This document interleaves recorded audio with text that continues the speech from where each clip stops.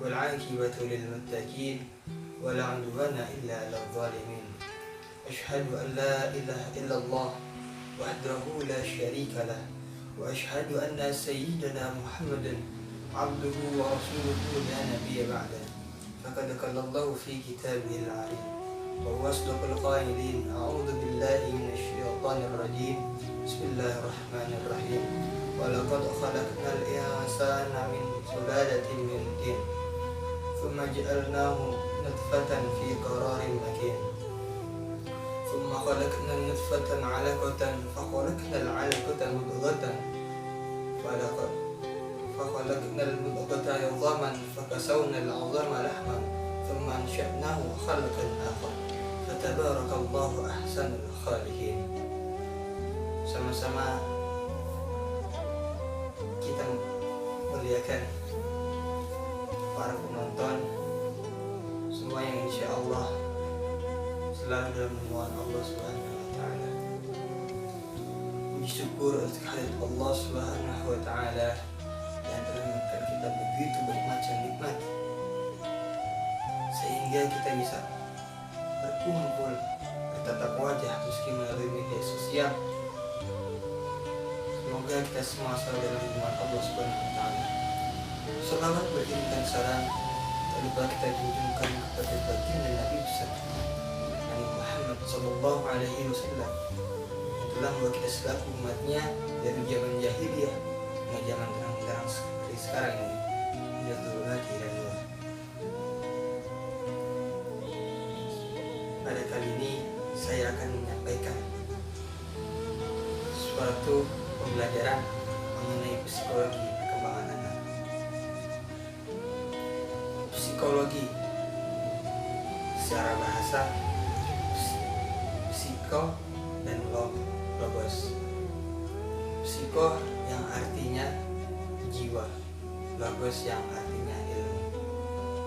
Menurut para ahli psikologi yaitu ilmu-ilmu yang mempelajari ilmu tentang jiwa, di mana kita mempelajari mulai manusia dari brojol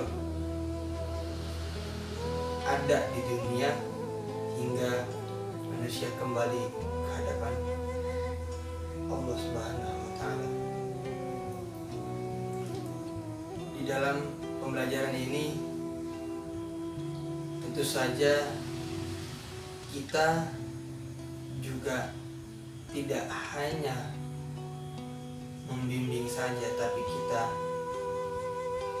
mendidik dan juga membesarkan. Apa itu mendidik?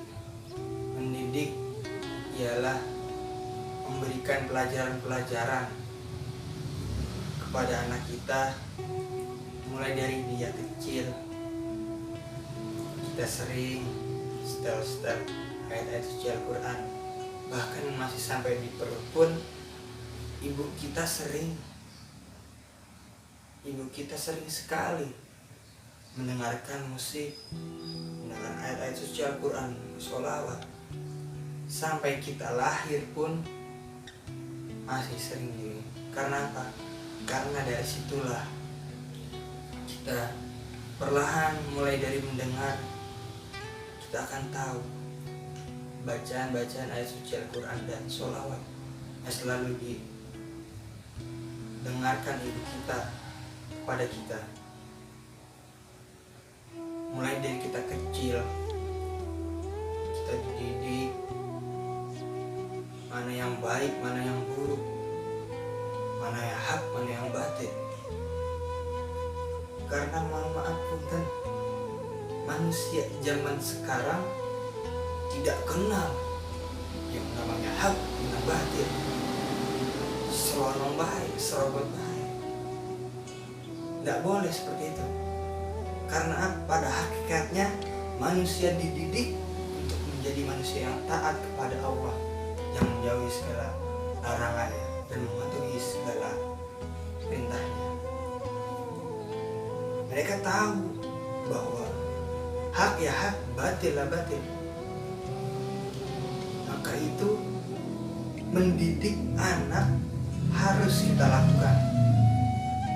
sejak kecil kita kenalkan agama, mulai dari rukun Islam, rukun iman, dan lain sebagainya. Kita masukin ke TPA, belajar dari Iqra, Alif, Ba, Ta, sampai Al-Quran. Kenapa kita didik anak kita seperti itu? Karena nantinya jikalau kita didik anak kita dengan baik, kita ajarkan, kita arahkan, nantinya balik kepada diri kita sendiri. Contoh orang tua kita masukin kita ke TPA dari kecil, kita mulai baca dari Iqra, Alif, Ba, Ta, yang tadinya tidak tahu menjadi tahu, yang tadinya tidak bisa menjadi bisa. Karena apa? Karena berkat orang tua kita yang masukkan kita dalam TPA. Sehingga apa? Sehingga kita bisa membaca Al-Quran, mengenal huruf-huruf Al-Quran, bisa mengerti mana yang hak dan mana yang batil. Dari kecil kita dimasukin, kita diajarin baca ayat-ayat suci Al-Quran dari Iqra, perlahan Iqra 1, Iqra 2, Iqra 4, sampai Iqra 6, sampai Al-Quran. Mulai jenjang dari kita SD, TK, SD, itu sudah diajarkan. Bahkan dari kita kecil, semenjak kita lahir, sering orang tua kita ya, gendong, menimang kita sambil membacakan ayat-ayat suci Al-Quran, sambil membaca sholawat. Dari situlah maka kenapa kita ketika kita lahir ke dunia kita diazankan oleh ayah kita dikomatkan, maka dari situlah mulai dikenalkan oleh orang tua kita siapa Tuhan kita yang sebenarnya, tidak lain dan tidak bukan Allah Subhanahu wa Ta'ala. Dari kita kecil masih orok, timang-timang, masih nyusu dan lain sebagainya, sampai kita bisa makan bubur, makan nasi ya, dari umur setahun, 2 tahun, 3 tahun, sampai kita 5 tahun kita masuk ke TK. TK kita ajarkan, kita diajarkan yang ini baik, yang ini buruk, tinggalkan yang buruk, lakukanlah yang baik. Terus mulai masuk ke SD kita mendapatkan pelajaran, mendapatkan ilmu yang lebih dari di TK. 1, kelas 2, kelas 3, 4, 5, sampai kelas 6 lanjut kita ke SMP. Dari situ mulailah ada perkembangan. Mulai tadinya kita tidak bisa berbicara, masih oe ya, sampai kita bisa mengucapkan A, B, C, dan E sampai Z. Dari kecil kita yang tadinya nggak bisa menjadi bisa, dan tadinya masih minum ASI sampai bisa makan nasi. Itu semua butuh proses perkembangan, proses perkembangan badan diri kita. Dari kita masih minum ASI terus sampai 2 tahun setengah disapih lah itu anak. Mulai itu makan bubur ya pelan-pelan, nanti dia oe sampai bisa abi, umi, aku, kamu. Itu semua diajarkan oleh orang tua kita. Udahkah baiknya orang tua kita mengajarkan kita semua, tidak lain dan tidak bukan karena rasa sayang dan cintanya kepada kita semua. Kita dididik dari kecil sampai TK, SD, SMP, SMA, sampai kuliah hingga dewasa.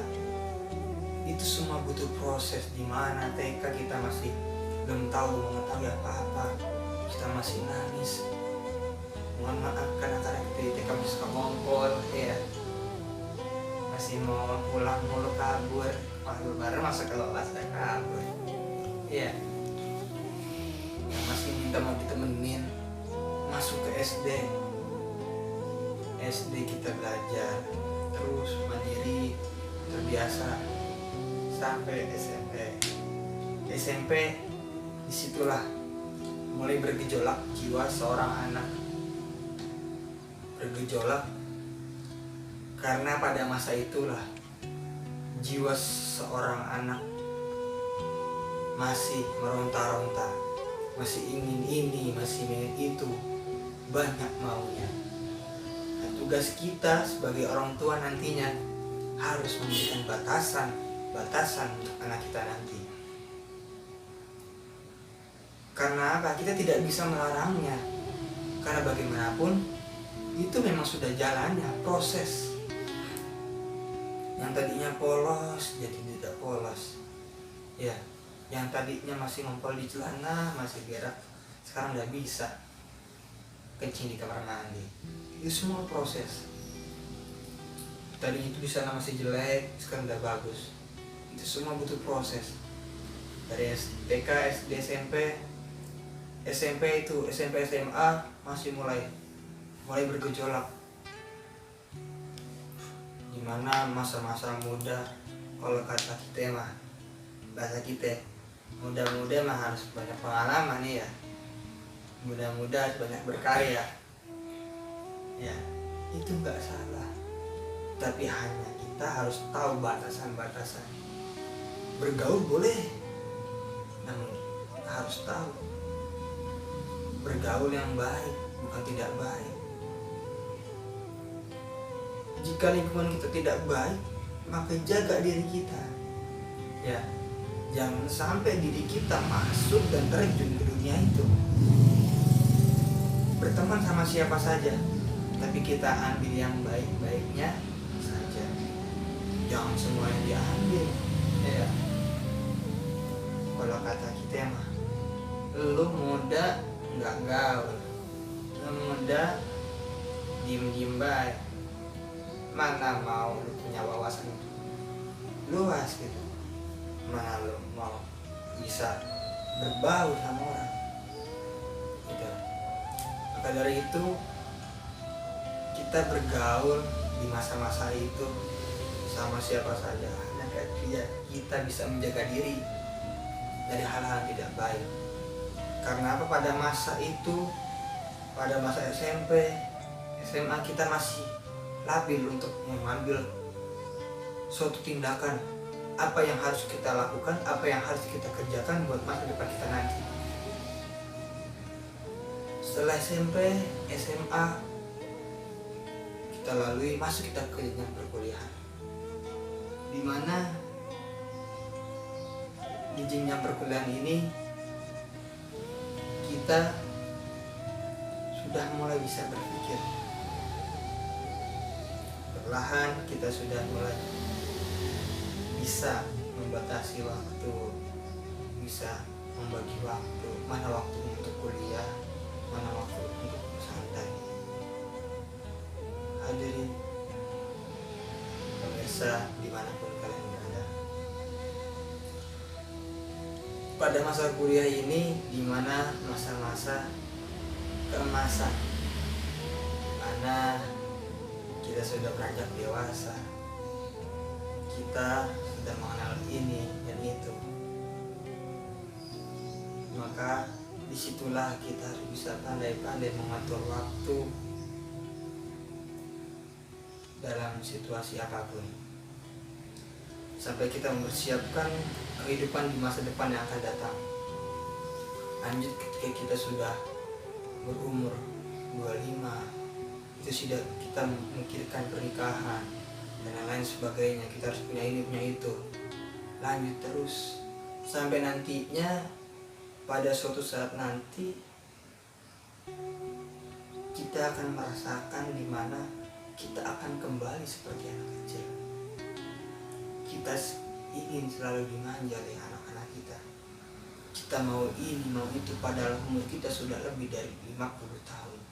Karena apa? Karena nantinya yang tadinya kecil anak-anak, dewasa, sampai manula, nanti itu bakal terus berputar bagaikan roda dalam kehidupan. Yang tadinya kita nggak punya gigi, terus kita makan apa aja kita makan, minum yang kita minum semua, sampai yang badan kita bagus, kita sehat, sampai nantinya ketika umur 50 tahun ke atas kita merasakan perbedaan pada diri kita. Jadi kita yang tadinya kuat, yang tadinya apa aja dimakan, apa aja diminum, jalan kesana kesini ayo, pada saat itulah kita sudah memikirkan kesehatan kita. Karena apa? Karena pada masa itu fisik tubuh kita tidak seperti dulu lagi. Kita harus jaga pola makan, jaga kesehatan juga, karena penting bagi ketika di umur seperti itu.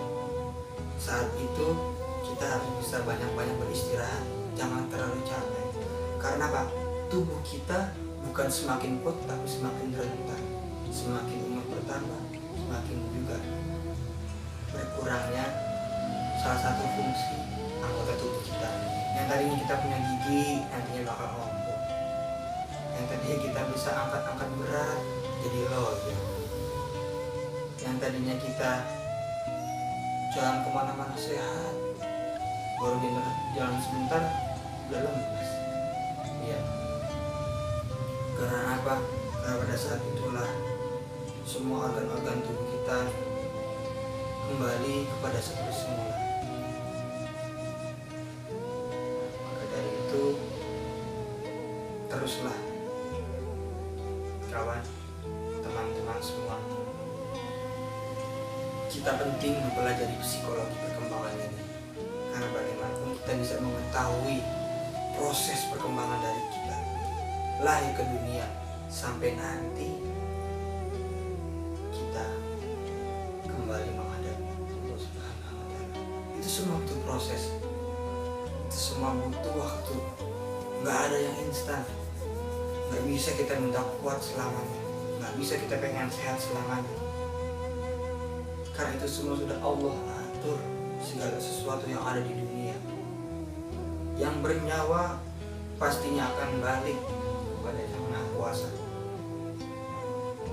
Ya, maka dari itu marilah kita sama-sama menjaga kita, menjaga diri kita, keluarga, terutama menjaga hubungan kita kepada Allah Subhanahu wa Ta'ala dan kepada orang tua, kepada guru-guru kita. Semoga Allah senantiasa memanjangkan umur kita, Allah sehatkan badan kita, Allah pelihara kita dari segala mara bahaya. Semoga kehidupan kita semakin hari, semakin ke depan semakin berkah dan kita semua menjadi orang yang bermanfaat, orang banyak. Wabillahi taufiq wal hidayah. Assalamualaikum warahmatullahi wabarakatuh.